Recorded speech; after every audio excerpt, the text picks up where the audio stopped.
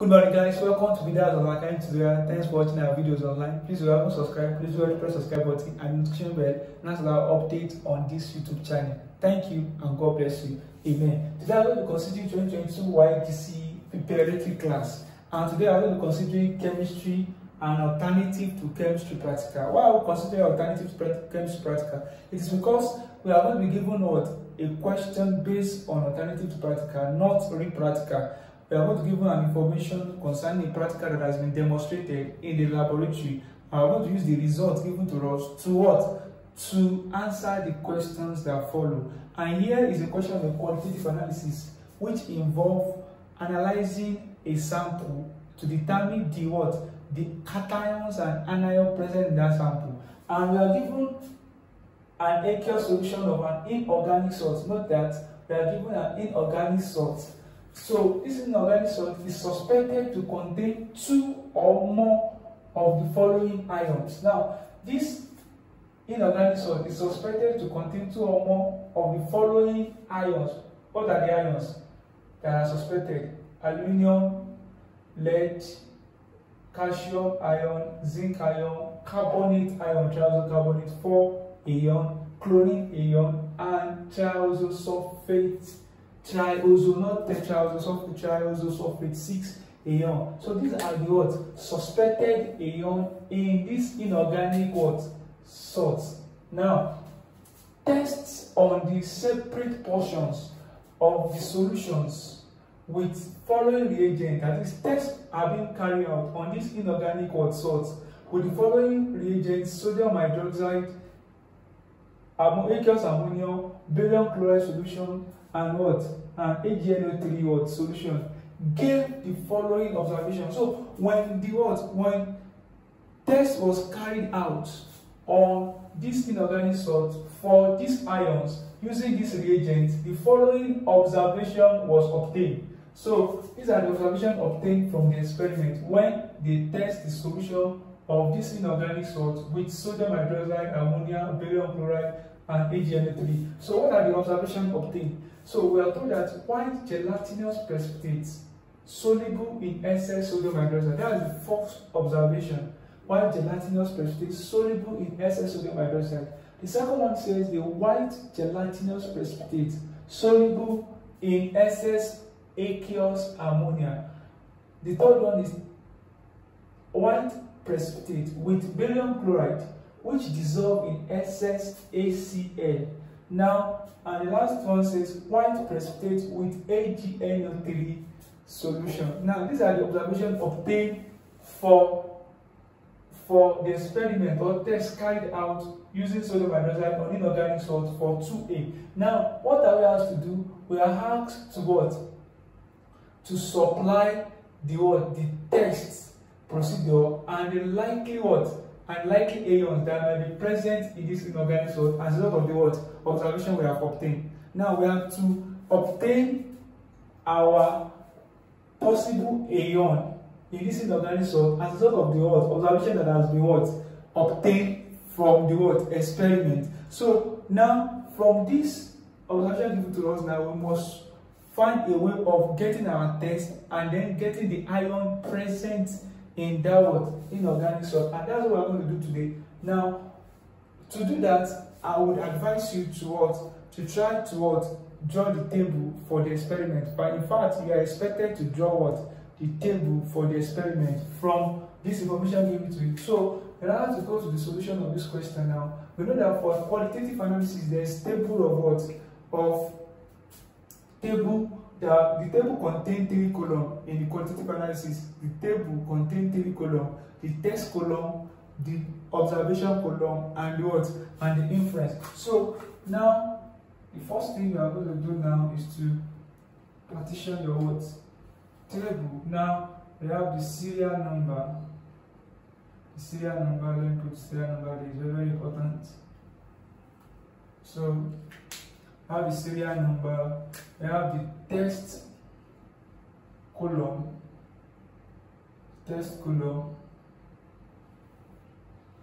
the observation column, you can give it a little space,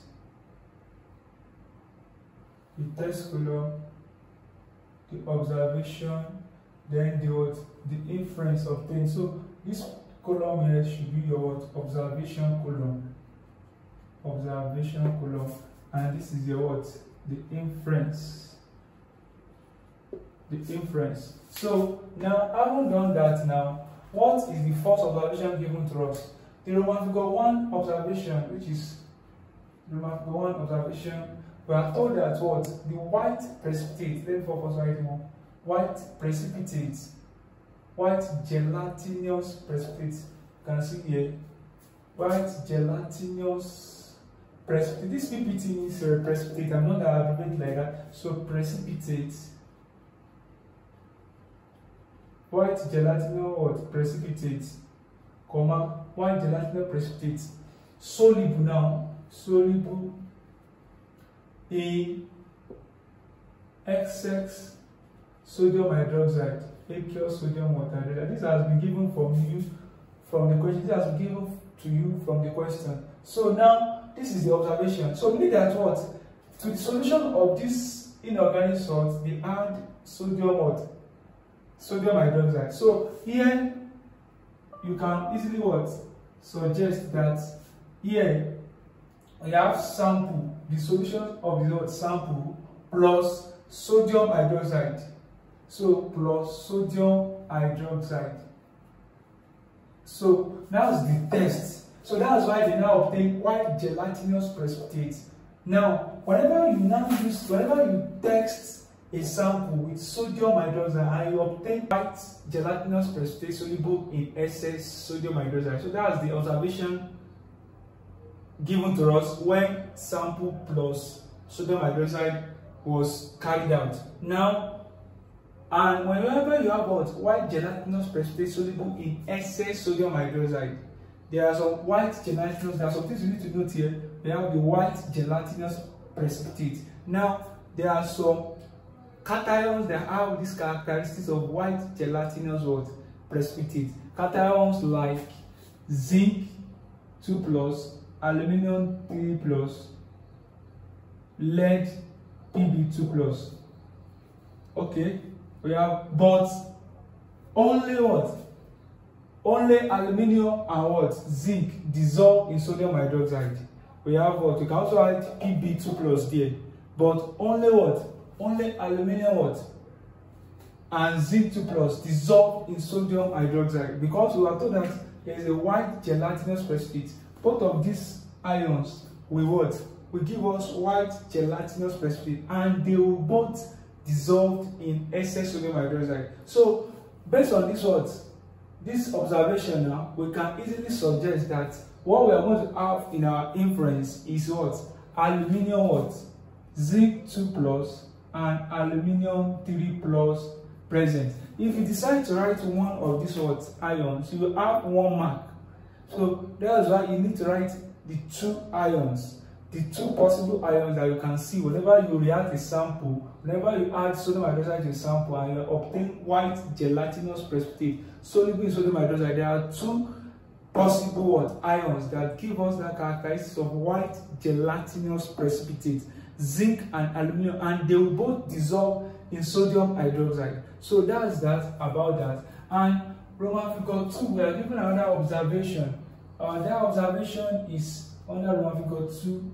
For the observation, the observation says white gelatinous precipitate soluble in excess sodium, soluble in excess ammonia solution, soluble in excess aqueous ammonia. So now we are told that for the second what? Observation, white gelatinous precipitate was also obtained,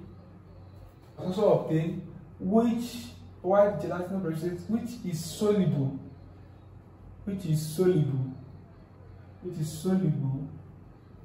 in excess aqueous ammonia, in excess aqueous ammonia. So this is aqueous ammonia. Now, and what are the possible tests that they carry out here? Meaning that they add aqueous ammonia to the sample. That's the test that they carried out here. That's why they are having what? the white gelatinous precipitate soluble in excess what? Aqueous ammonia. Now, we know that whenever you add aqueous ammonia to a sample and you have white gelatinous precipitate, that is a what? A white precipitate with an oily what? Oily stain on the test tube. You have something like oily inside the what? White precipitate. So that's what we call gelatinous. Now, and this is soluble in excess ammonia. The only ion that has white gelatinous precipitate and also soluble in what? In aqueous ammonia. That dissolve the what? That dissolve in what? Aqueous ammonia, in which its gelatinous precipitate dissolved in aqueous ammonia is zinc ion. The only metallic ion that has white gelatinous precipitate which later dissolve in excess aqueous ammonia is zinc ion. So meaning that what? Even though aluminium is a what? Is also form a white gelatinous precipitate, it does not dissolve in excess aqueous ammonia. So the only metallic ion that form white gelatinous precipitate with aqueous ammonia and later dissolve in it is what we call what? Is what we call zinc ion. So that's the confirmatory test for zinc ion. Zinc ion form white gelatinous precipitate in aqueous ammonia and dissolved in what? In excess what? Aqueous ammonia. So that's that about question number 3. So observation number 1.3. Now we have another what? Observation here. White PPT with barium chloride. We said in this what? Third observation, let's demarcate it.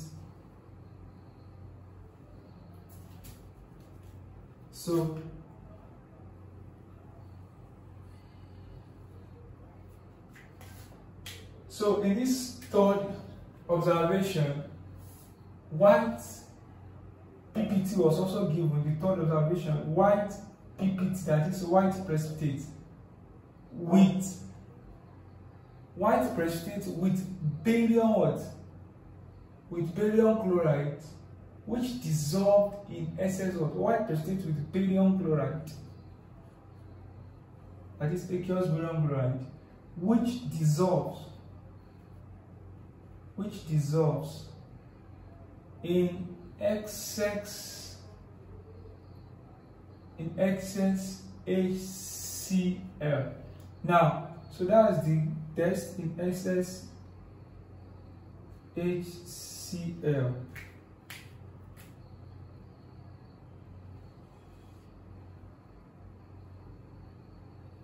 In excess HCl. Now, if you have an observation like this, they say white precipitate with barium chloride, it means that when you add barium chloride to that what? Solution of sample, you have white precipitate which dissolve in excess HCl. Meaning that to that solution of sample, barium chloride was added. Barium chloride, which is a salt solution of barium chloride, plus then excess ammonia was added. Then excess ammonia plus excess what? Ammonia. Sorry, plus excess hydrochloric acid, excess dilute hydrochloric acid. That's what was added later after they have added barium or chloride. You can add plus or you can write then excess HCl. Now, this sample now, we are told that what? After they add barium chloride to the sample and then excess HCl, white PPT with barium chloride, which dissolved in excess HCl. Now, whenever they add barium chloride to a solution of a sample, whenever they write barium chloride, it is for detection of anions. Whenever you see barium chloride was added into a what? Sample of what? A solution of a sample, it is for them to discover what type of anion is present in that what? Sample. So anions are negatively charged ions. So it means we are not dealing with positively charged ions, we are dealing with negatively charged ions and can be radicals. So barium chloride was added, there is a white precipitate. There are numerous what anions that can come into your mind when they say they add barium chloride to a solution and it gives white precipitate, because we have different type of what anions. We have SO4 2 minus, we have SO3 2 minus, we have what? We have CO3 2 what? 2 minus. So these are the majorly the anions that are possibly can be found with what? Barium chloride. But there's another what? Another introduction here which they introduced to us, which dissolve in excess LCl. This is another pointer here. It's not only form white precipitate with barium chloride, but dissolve in excess HCl. Now, even though these are the likely or possible what ions that may be found in this what sample, but they said this later dissolve in what excess HCl. And the only ions that dissolve in LCLs are this and this, SO2 minus, SO3 2 minus, and CO3 2 minus. This is insoluble in SS what? HCl. So meaning this one cannot be the what answer. We can only have the two possible anions that we might have in this sample is SO3 2 minus and CO3 2 minus. So if you write only SO3 2 minus, you won't have your full mark. So that's why you have to write, okay, SO3 2 minus, then CO3 2 minus is present. So it's present. So that's that about what? Question number. That's that about question number Roman 3. So that's that about Roman 3. So now let's move to what? The Roman figure 4 of it. Roman figure 4 of it says that white precipitate with AgNO3. That's Roman figure 4. The observation is white precipitate, white precipitate with AgNO3. That is, they add AgNO3 to the what? To the sample, to the solution of the what? Sample. So sample plus AgNO3. So whenever you add AgNO3 to a sample, usually we use silver nitrate to test for chlorine. It's majorly for what? For chlorine. So when you see silver nitrate, it means that they are trying to test for the presence of chlorine in a sample. So, and the presence of what? Of chlorine in a sample with AgNO3 will give what? White precipitate. So now it means that chlorine ion is what? Is present. Chlorine ion is present. So that's that about what? That. So these are the what? These are the anions and cations that can be what? That can be obtained based on the what? On the reagents used and the observation given to what? Given to us. So that's that about that. Now let's quickly go to the what? To the second what? Aspect of the question. Question number what? 2bi. It said write the what? A test for sodium triazocarbonate 4 or sodium hydrogen triazocarbonate 4 added to what? To alkanoid what? Functional what? Group. How does this help us to what? To detect what? Alkanoid functional what? Group in a sample. Now you cannot say what? Okay, sample now. I have sample plus when you add what? NaCO3 or Na2CO3, that is any of these two. When you add it to a sample and you add what? Efficiency. Now, if it is a what? Alkanoic functional what? Group COH, that is, it is containing carboxylic what? Group. What you see is an effervescence will occur. An effervescence means a gas evolves. An effervescence occur, or a gas evolved. So whichever the case, is still the same. So effervescence means there is a kind of what bubble that occurs in the what in the test tube, and this signifies that CO2 has what has already what evolved from the what from the sample as a result of the presence of what of COOH. So it means what COOH is what present, that is carboxylic what functional group is what is present as a result of what. So the only test when you add what sodium hydrogen triacylcarbonate what 4 to a sample and you have effervescence or gas evolve, know that what carboxylic acid is likely to be present in that what sample, and that's that about that. Now when you add what when you add KMnO4 to an alkene group or alkynes, to an alkene group or alkynes, please know that what will be the observations and what will be the effect of these reagents, the effect of what KMnO4, the effect of what oxobromate acid, the effect of what bromide, and the effect of what of potassium heptaosodichromate what 7 for alkenes. What will be the what the observation when you add these things in the course of testing alkenes or alkyne what alkyne groups. Now we are talking about alkenes and alkynes.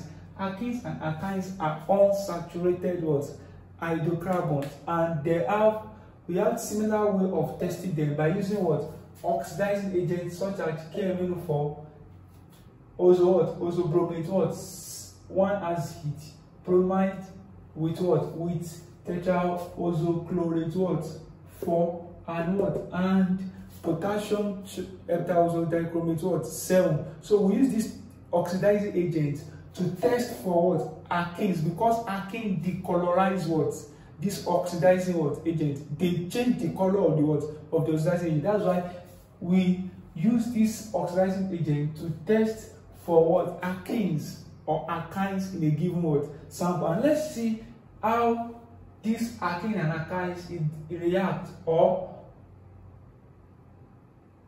how these what alkenes or alkynes react with the what the individual what oxidizing agents here. And that's what I'm going to do now. So now when you have sample now plus which another sample is what alkene, this amount. When you have a sample that contains the presence of alkenes or alkynes, which is unsaturated what bond. So what is the what will be the observation when you put what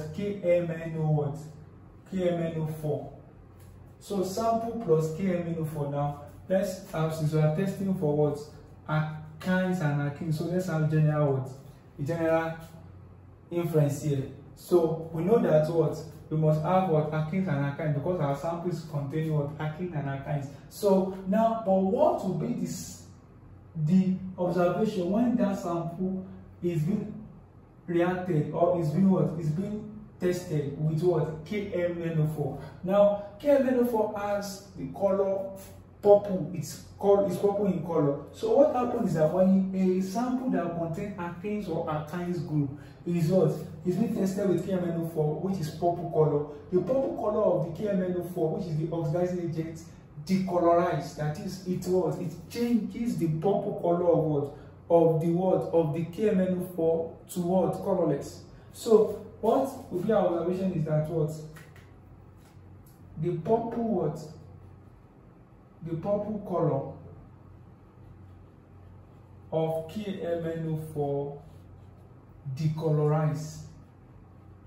Don't forget, this shows that what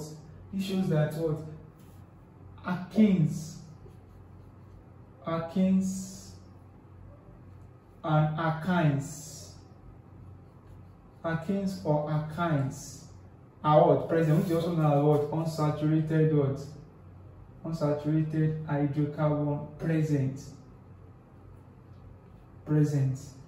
So don't forget that this is just general. In each case, you can still write alkenes present, but I don't want to be repeating it again. That's why I write it generally. So now There also sample plus, or you have sample plus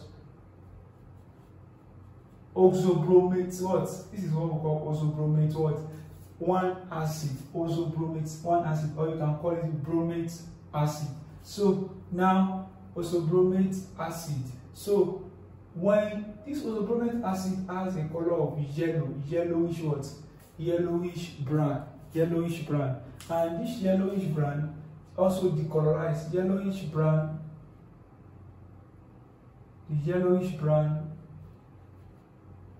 decolorize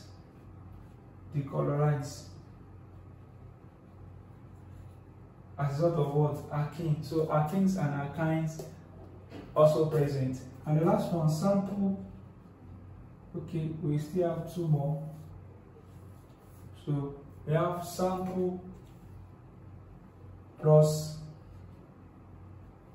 barium chloride in the presence of what? The presence of what? Tetraoxochlorate. In the presence of what?